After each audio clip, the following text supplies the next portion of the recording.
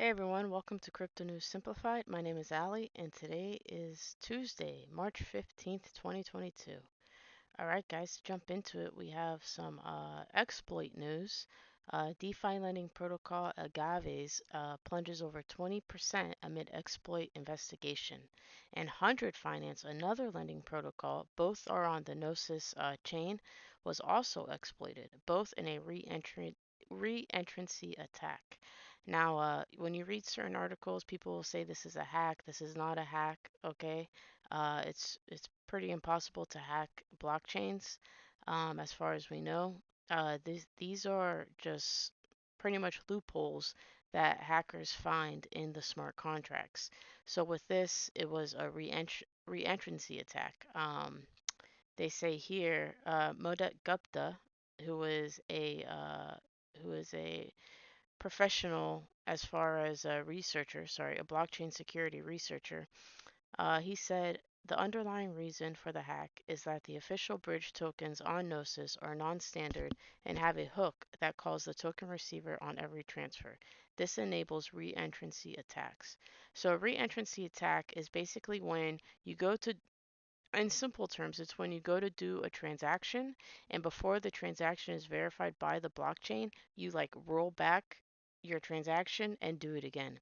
So, if you went to borrow from this protocol, you went to borrow $1,000 and you put up $2,000 as collateral and you get your $2,000 before your $1,000 collateral is confirmed, and then you're able to do it again and again and just rack up the money. And once your collateral is confirmed, you've already walked away with the money that you've lent. So even though you put up 1,000 collateral, you ended up walking away with, five, $10,000 that the protocol lent you. So, this wasn't thousands of dollars. It was it was millions that was exploited and stolen. So, you just have to be careful using some of these protocols and just go with some of the more trusted ones. We also had another exploit over here with Dose Finance style suffered a $3 million flash loan attack. So with a flash loan, what you're doing is you're borrowing money. You're taking out a loan. So you're setting up, $1,000 as collateral, and they're loaning you, uh, you know, however much money, $500, and then you're paying it all back at the same time. It's all done with the same transaction. The borrowing, the putting up collateral, all of that, paying it back. It's all done in one transaction. It's called a flash loan because it's a quick loan. Um, so this guy was able to exploit the lending contract and take $3 million. So what he did here was when he set up the contract, he was able to manipulate the price of the coins that he was borrowing and taking out the loan for. So by manipulating the prices, he was able to walk away with $3 million. So the DAO, says they have the money, that they're looking into it, they're investigating it, and they're going to be paying back the liquidators that lost cash in the process. But just, that's the risk with DeFi. When you're involved with DeFi, there is risk. These are humans that are writing the computer code, and they can make mistakes and allow loopholes to be found that hackers find and they manipulate to their gain. But all of this will just make crypto stronger in the end game as people just fine tune these protocols and the computer coding that's used to write them. Up next, we have Bryan Solsten tweeted today, and I quote, I declare my candidacy for U.S. Senate. Making Bitcoin legal tender in the USA will be my primary objective on the Senate floor. Bitcoin is the great reset. So, and he posted his little, sign. Um, so that's pretty cool. I would really love to see Bitcoin be legal tender in the US. I doubt it will pass, but it's cool that some senators are trying, or soon to be senators. Up next, this is pretty cool news. Coinbase said to be testing zero fees trading of Bitcoin, Ethereum, and Dogecoin. So when you're using Coinbase and you're exchanging from one coin to another, you have to pay a fee to Coinbase. And so what they're looking to do with Coinbase One, which will be a new layer to their app, or to their website, is that some currencies won't require a trading fee. So Bitcoin, Ethereum, Dogecoin, so no trading fees. They also want to allow users to have $1 million in account protection. So if you have under $1 million in your account and you're using Coinbase One and you get hacked, your account gets hacked or something like that, your money would be safe, and you would also have access to 24/7 direct phone support with a Coinbase One beta team member.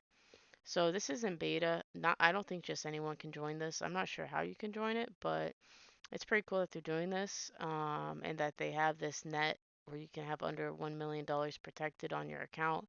But even then, guys, I wouldn't hold any money in an exchange. I would just hold some. I wouldn't hold your savings in an exchange. Remember, not your keys, not your coins. And here's a reason why you wouldn't want to. We have BitBay. Former executive Sylvester Suzek is reportedly missing.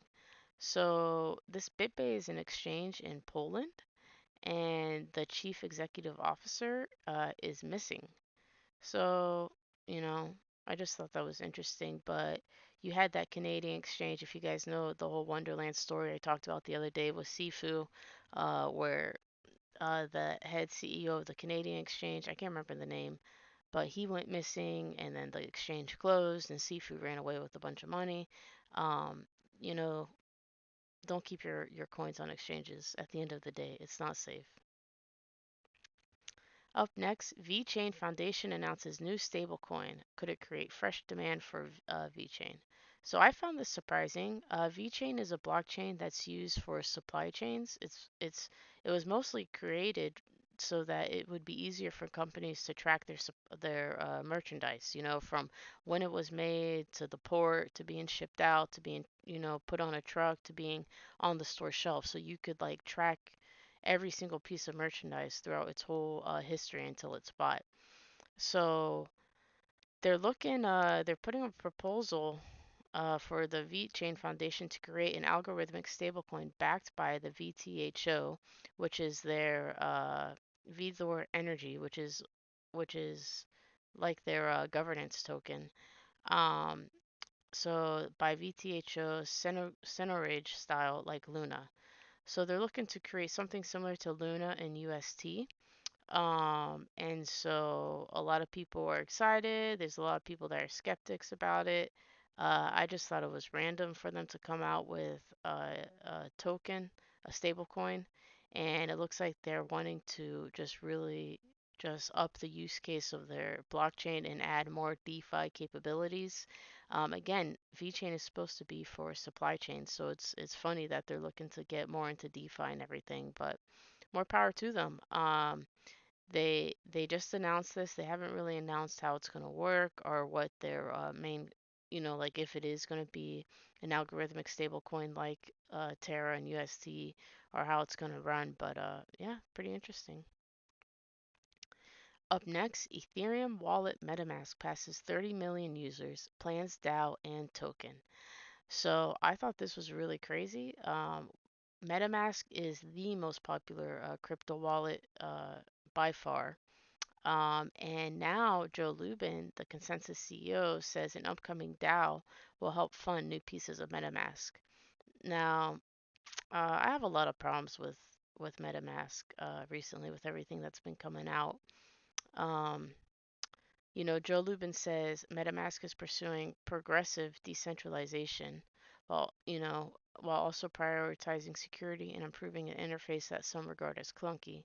So I find this weird. They say they're for decentralization, but just last week they were blocking sanctioned countries like Venezuela, Iran, Russia. How is that decentralized?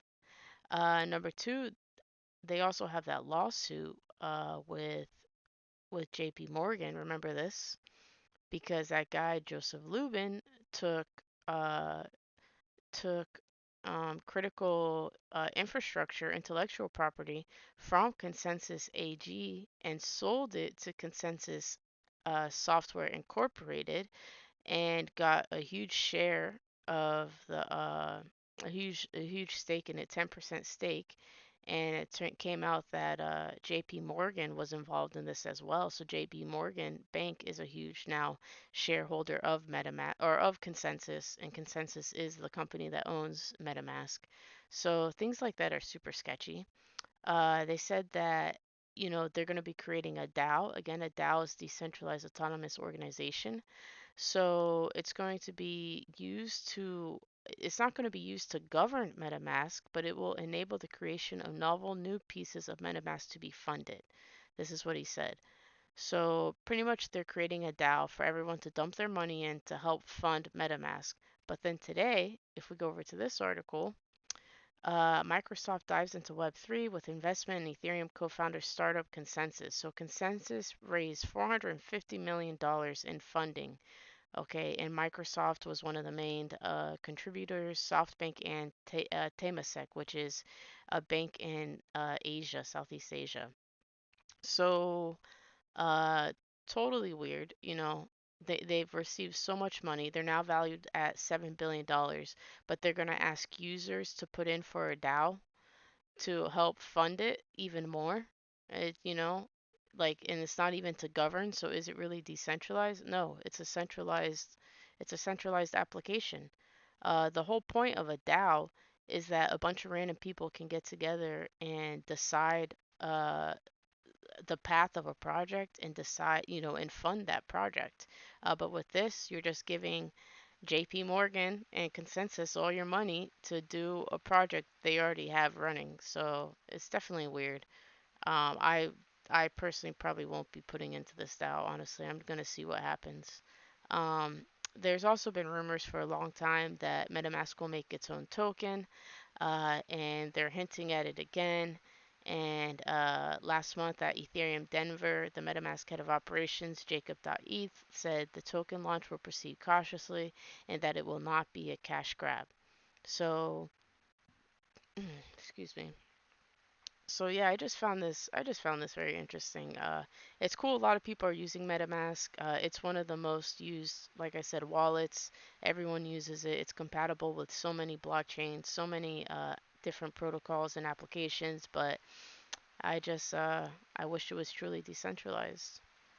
So if we go over here now, Canadian internet service provider Oxio now accepts Bitcoin and Ethereum payments. So this is the first internet provider in Canada to accept crypto. And it's cool that more companies are opening their doors to crypto and that we're getting more use cases for it. Up next, American Express hints at metaverse entry through trademark filings.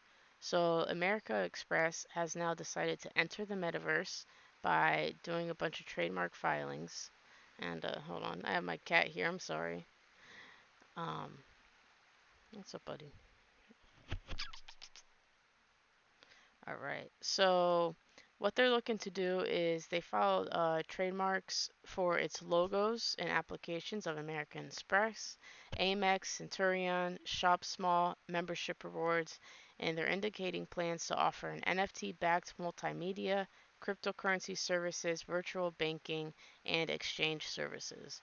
So I find it very interesting that all these companies are getting into the metaverse. And basically, what they're looking to do is, I think they're looking to be the main wallet or card for you when you're shopping around. So instead of using MetaMask and crypto to buy and sell things, you're going to use American Express's wallet and their crypto, or there'll probably be something like BitPay where you can just automatically, accept crypto and it'll automatically convert it to cash and put it in your bank account, or vice versa. So yeah, it says AMX is also seeking to engage in virtual payments and electronic business transactions for digital media and non-fungible tokens. So yeah, I think it's very interesting. The whole point of the metaverse, in my opinion, is to create virtual realities to have fun and, play games. And, if you want to live in a Star Wars reality, you can go do that in the Star Wars metaverse. You can go to the, Zelda metaverse and go be Link and play, and with your Oculus Rift and everything. But I don't know, all these banks and companies are getting involved in the metaverse, and it's interesting to see what they'll do. The weirdest one was Chevy. If y'all remember a couple videos a couple days ago, sorry, I did a video on how Chevy is entering the metaverse and they're going to be offering virtual gas. Like, seriously. Up next, we have Mark Zuckerberg says NFTs are coming to Instagram soon. So they're working on bringing NFTs to Instagram, where you'll be able to use it in your stories or as your profile picture. And they're just looking for different ways to integrate it into the application. Uh, they're not ready yet, but they did say over the next several months the ability to bring some of your NFTs in, and hopefully over time be able to mint things within the environment.